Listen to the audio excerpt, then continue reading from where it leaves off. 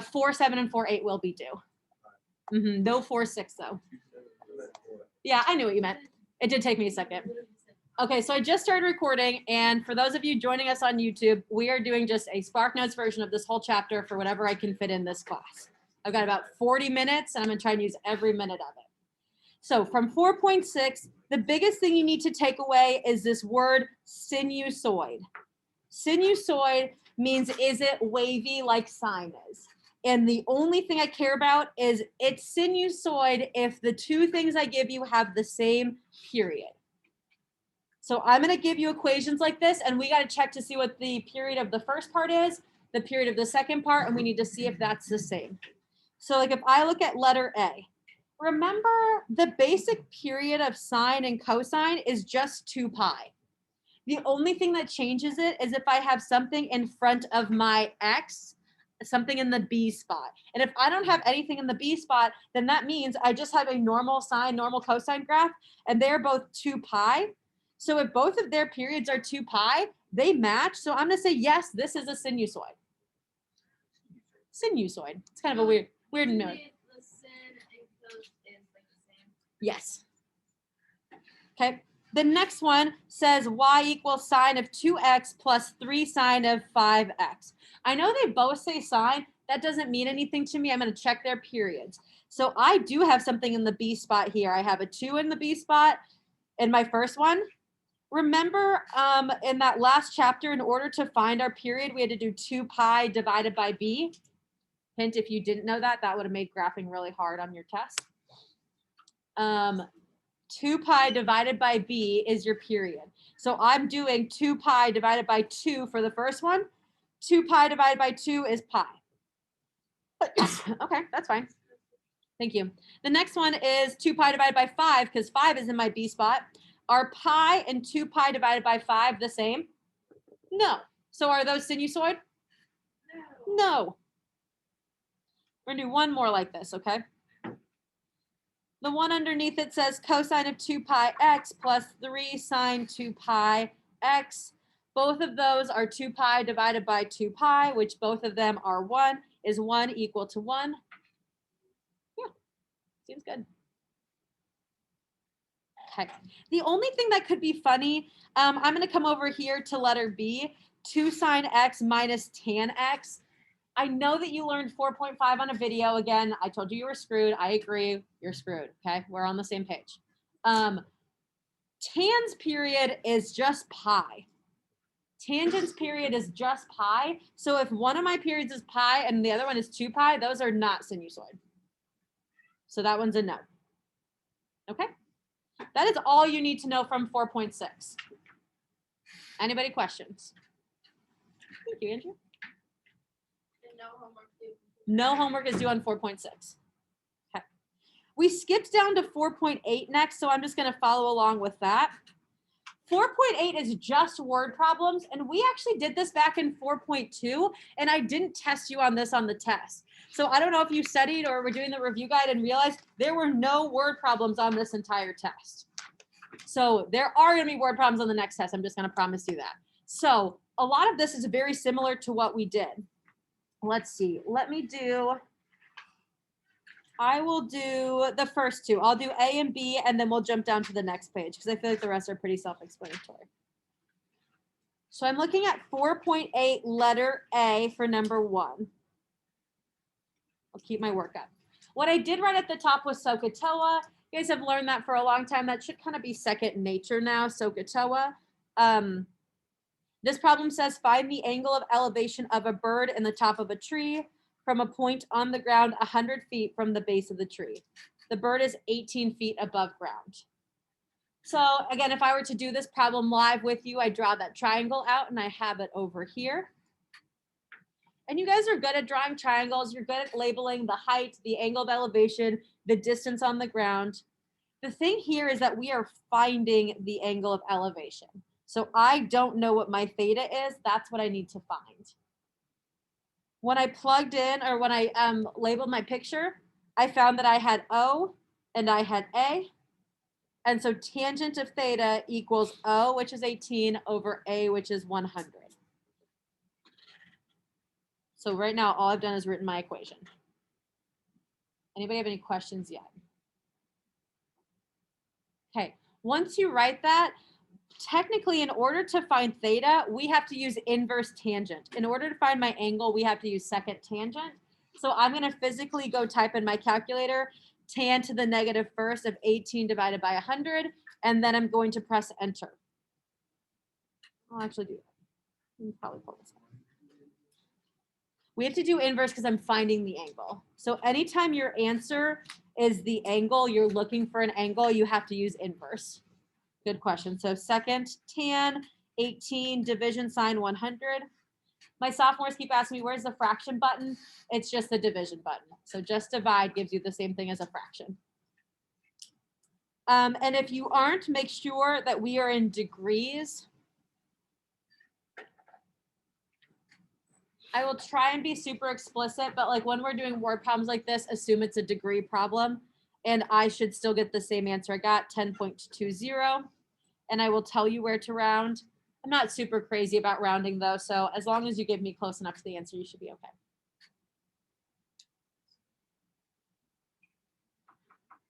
Okay. So I wanted to do one example where we had to do second tan or second sine. Anybody questions on that first one? Okay, I'll leave it up so you can still see it. Number 2, this time it did give us the angle. It told us the angle of depression was 24 degrees.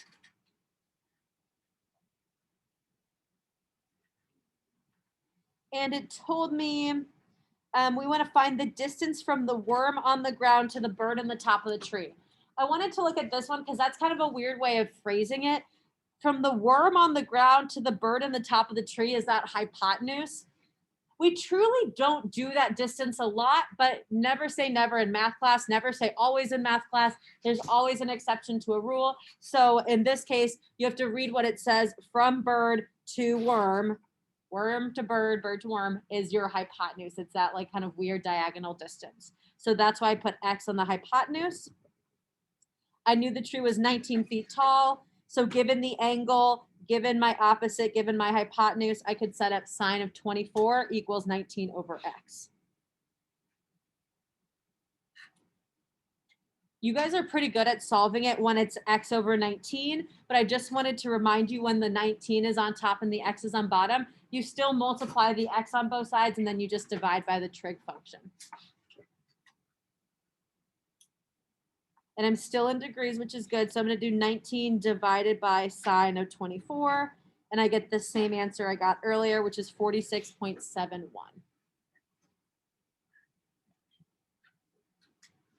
Okay.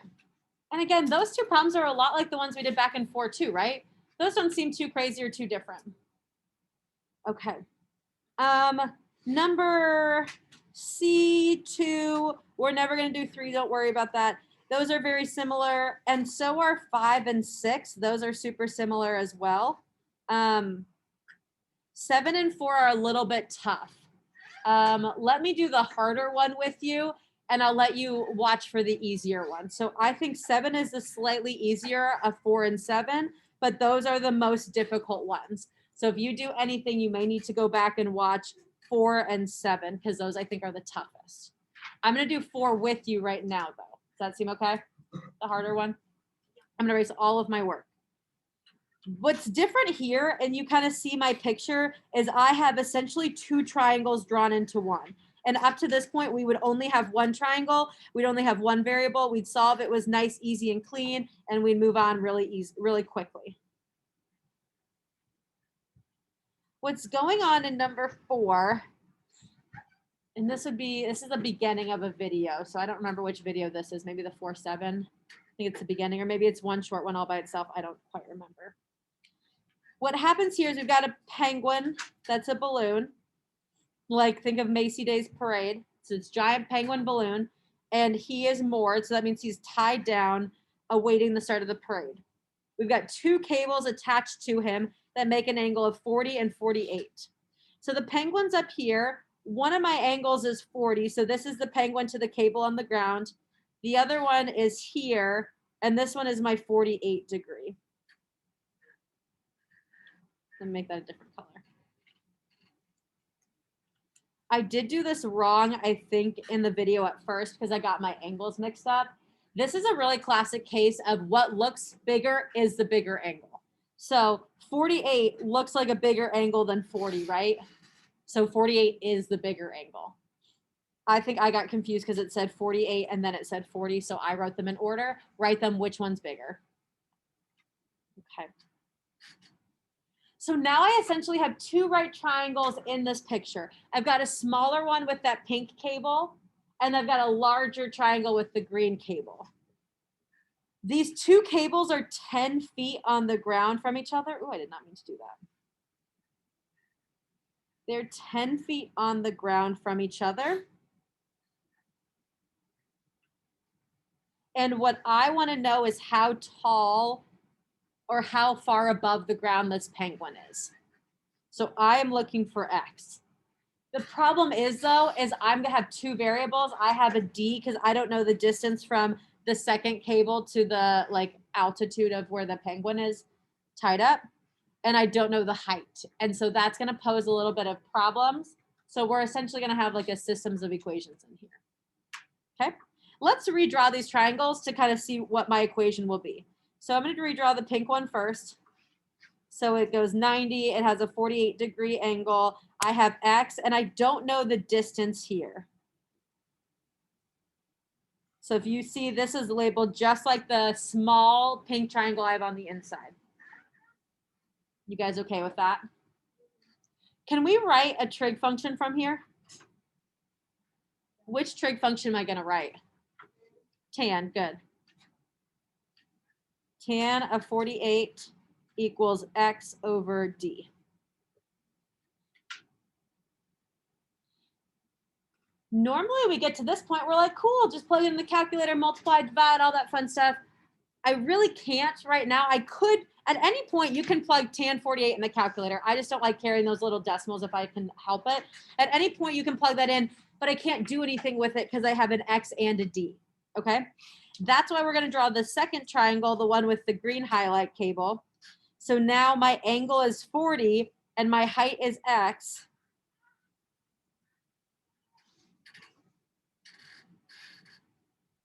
It doesn't look like the right triangle.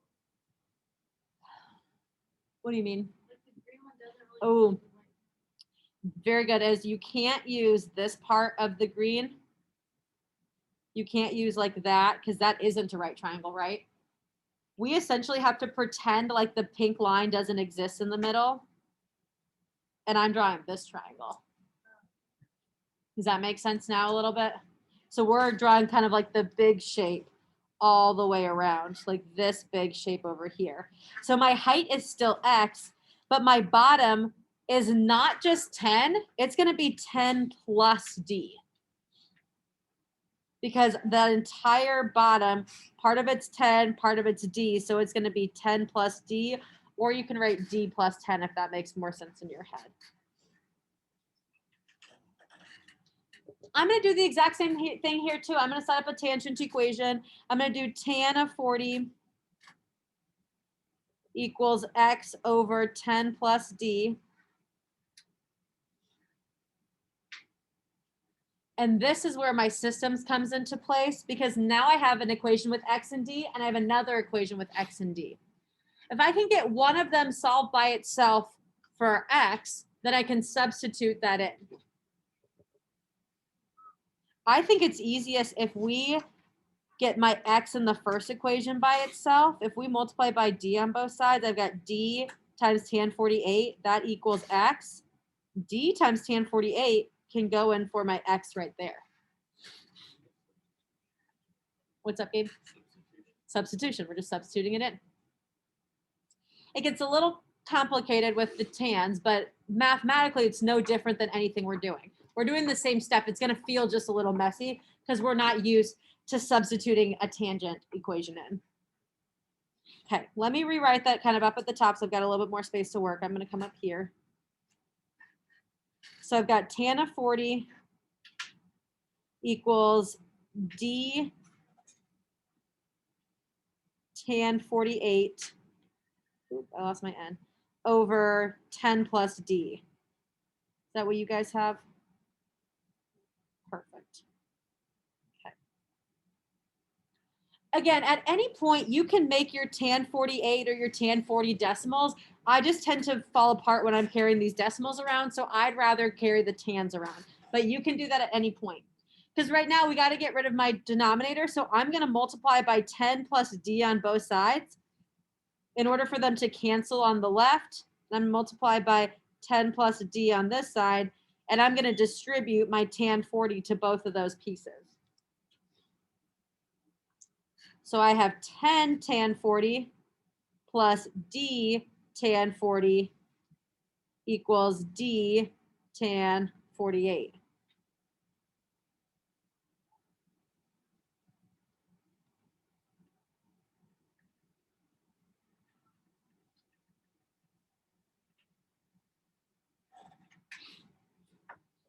Okay. One more step before I can kind of clean it up is you need both your d's to be on the same side. So I think it's easier to bring your d tan 40 to the right-hand side. So I get 10 tan 40 equals d tan 48 minus d tan 40.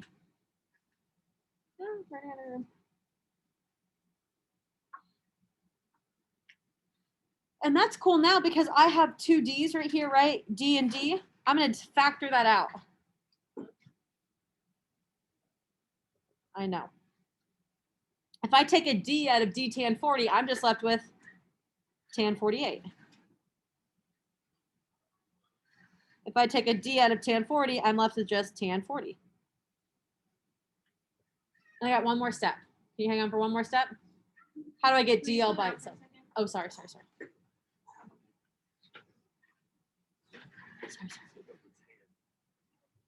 What'd you say, Gabe?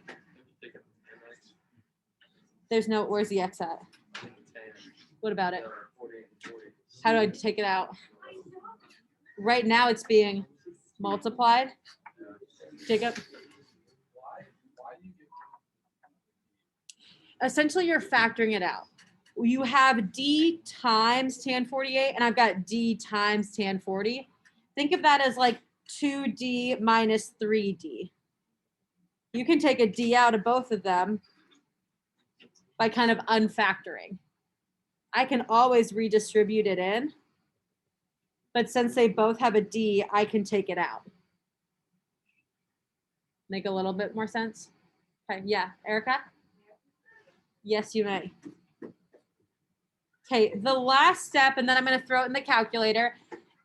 And again, I keep saying, if you don't like the tan 48s, you can put that in the calculator and make it a decimal. If the decimals make more sense to you, do it. I, for some reason, don't like that. So I don't like to do it that way, but you are welcome to do that. I would maybe suggest doing it that way. If you're like, there's no way, Miss Way, I would suggest putting in the calculator later and seeing if you can get the same answer as me.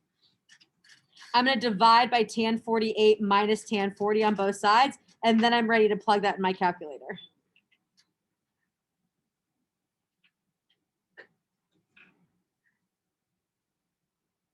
So Well, we just moved over to this side. Back. Yes, but we had to move it over there so we could get the D out. You can do 10 tan 40 divided by, and I'm going to make a big set of parentheses, tan 48 minus tan 40. As long as you make sure your entire denominator is in the parentheses, I'm going to get out 30.9. Now you can put that into the calculator? I can put this into the calculator.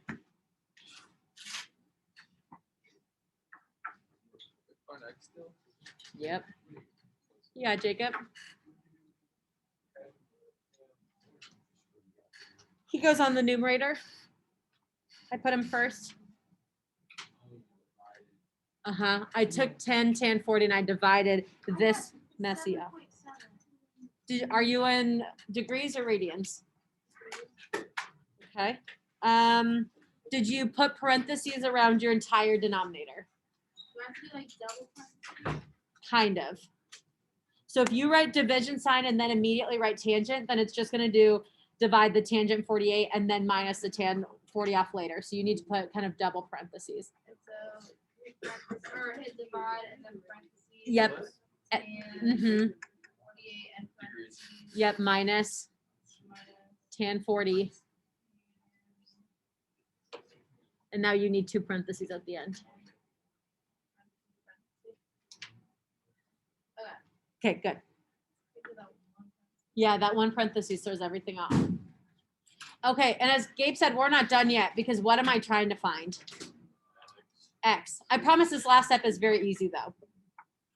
Go back to the very first thing we did where we moved the D over.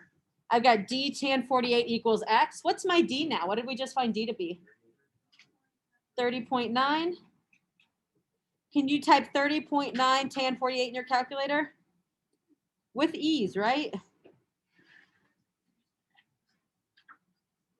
And so X equals 34.3.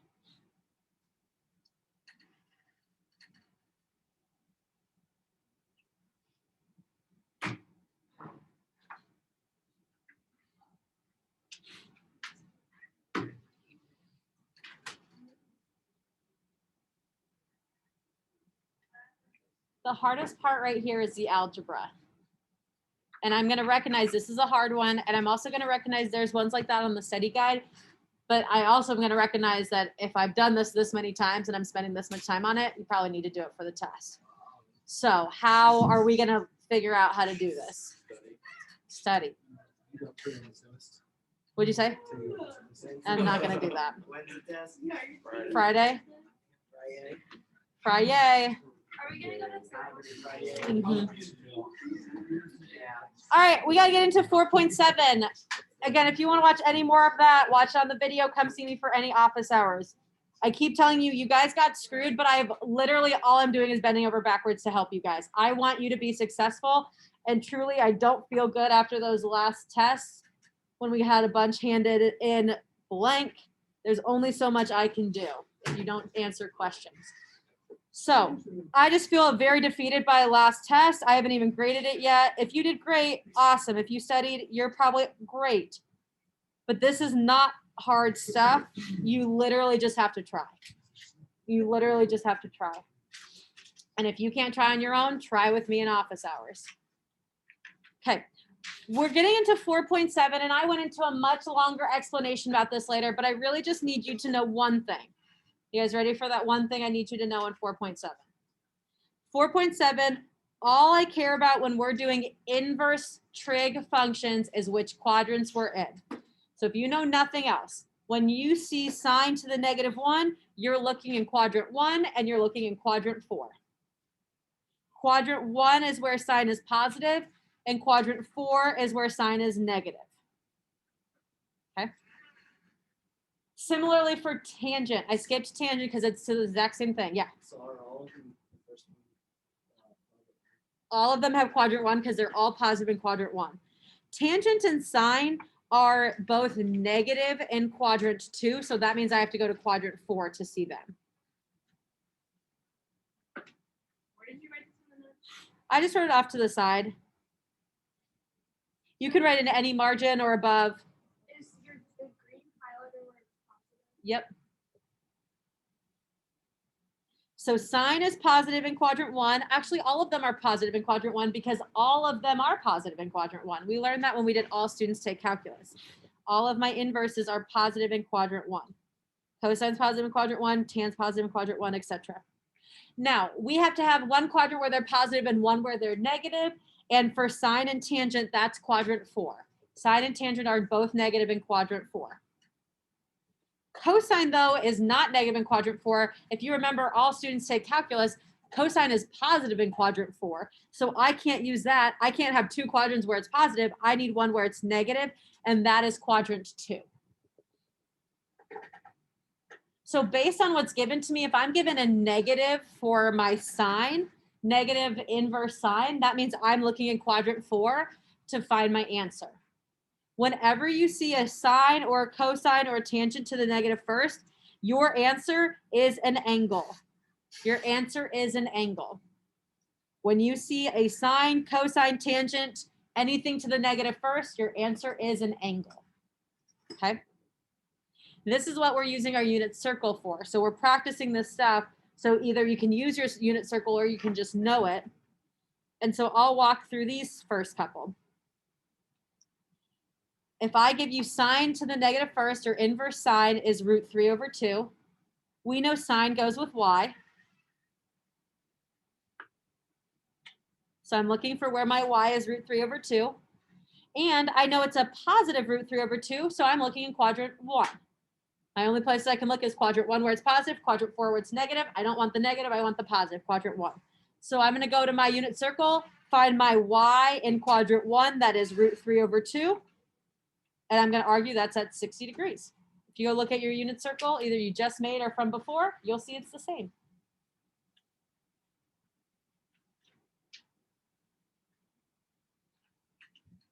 Is that a hand or a stretch? I felt like you couldn't decide, so. Okay, that's all right. If it comes later. Is all we have to put 60 since it's like- Well, I will tell you if I want it degrees or radians. So I'm just practicing. And also for me, so I can remember for my test, I know 60 and pi over 3 go together. So I'm going to practice writing them together. Okay. Tan is a little funny. Tan is not just x or y. Tan is y divided by x. So I'm thinking in my head, okay, I want whatever y divided by x is to equal 1. I want it to be positive, so I need it to be in quadrant 1. And the only thing that will make y divided by x be 1 is if y and x are the exact same number. And the only place that I have the exact same number for both x and for y is at 45 degrees. That's root 2 over 2 divided by root 2 over 2. And you can work that out if you need to, but I would say we've been doing a lot of these. We should start knowing that. That's what I meant by like we should just kind of start knowing that. Even if you couldn't come up with it on your own, now that I've said it, you should be, oh yeah, 45 is root 2 over 2, root 2 over 2. Okay. Letter B was inverse sine of negative 1/2. So now since I'm looking at negative, I got to go to my fourth quadrant. And I'm looking at my y. My y is negative 1/2 in the fourth quadrant at angle 330, or at 11 pi over 6. And then inverse cosine of 0 is going to be 90 degrees. So 0 technically isn't positive or negative, so I'm kind of looking at both quadrants 1 and 2 to figure out where my x is 0. And the only place in quadrants 1 and 2 where your x is 0 is at 90 degrees. Okay. What questions do we have? I really want to do 1 or 2 more. We can look at calculator stuff later. I want to do 2 of these in number 3. We'll do these 2. We'll do B and D. You probably are looking at these problems and you're already like, yeah, I'm over this. I'm going to argue they're not as hard as they look. Okay. It looks like a ton of nonsense, but we're going to break it apart. And we're going to start in the inside of the parentheses. So I'm on number, what is this? Number 3, letter B. So it says secant parentheses sine negative 1 of 2 over 3. Okay, looking at the inside of the parentheses, sine negative 1 of 2 over 3. What quadrant is that going to be in? Why? Because it's positive. Inverse sine can only be in 2 places, quadrant 1 or quadrant 4, and I want where it's positive, so that means I'm doing quadrant 1. So let's go draw our bow tie angle in quadrant 1.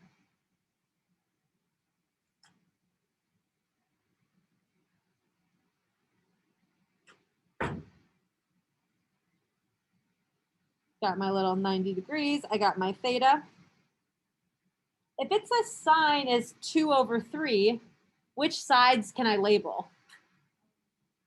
O and H, right? O is 2, H is 3. Can you find my adjacent? You've just done this like 15 different times, right? I feel like I keep finding new problems to do this exact same type of problem, right? Okay, so let's do hypotenuse, or let's find that's my missing side. So I'm gonna do 2 squared plus x squared equals 3 squared. 4 plus x squared equals 9. X squared equals 5. Oh, nice. I don't even have to simplify. X equals root 5. I just breezed through Pythagorean theorem because I feel like at this point in our math career, we should also be breezing through it. Okay. I've used all of that. I've used sine to the -1 to tell me I'm on quadrant 1. I used 2/3 to label my triangle. I'm done with the inside. Now I want to find secant.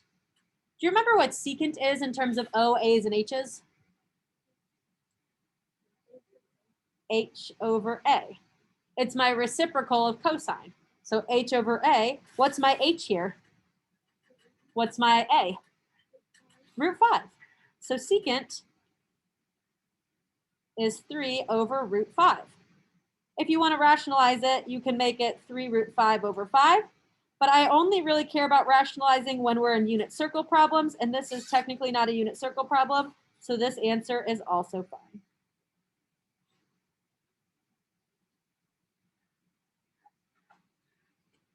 I'm going to sneak letter D in too. Actually, letter D is an easier one because it's just sine and cosine. Should we do another one? Should we do the tan and cosecant one? Does that look scarier? Yeah, does look scarier. I'm going to argue, though, this is even easier because I already did my Pythagorean theorem for this one. Okay, cosecant -1 is 3 over 2. Ooh, we didn't talk about what inverse cosecant would be. Which one does cosecant go with? Sine. It goes with sine. And so if sine is positive, what quadrant am I going to be in? 1. Quadrant 1.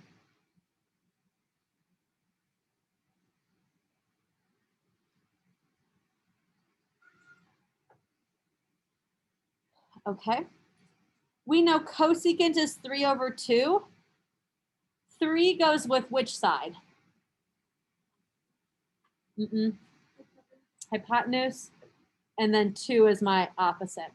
If you want to, we know cosecant and sine are opposite reciprocal, or just reciprocals, excuse me. So I could do sine is going to be 2 over 3. If it's easier to rewrite sine and then identify opposite and hypotenuse, that's okay. Shoot, we literally just did that problem, didn't we? We literally had the exact same triangle over there. 3, 2, and we found root 5. Are you okay with me not solving for root 5 again? Yeah, okay. Okay. In case you need to, you can label O, A, and H. And I've done everything I need to on the inside. The inside tells me my quadrant. It tells me my sides. I've done all I need to there. My answer is tangent. What's tangent of this shape?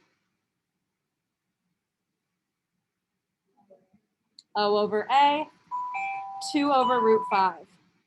Tan of theta equals 2 over root 5. And again, if you want to rationalize 2 root 5 over 5, either answer is okay. Okay. Oh, that was a lot. But that was the SparkNotes version of this whole chapter. So if you need more practice, please go watch some of the other videos. I wanted to get as much in now so we can spend as much time reviewing next class. I will stop recording. I don't really need this.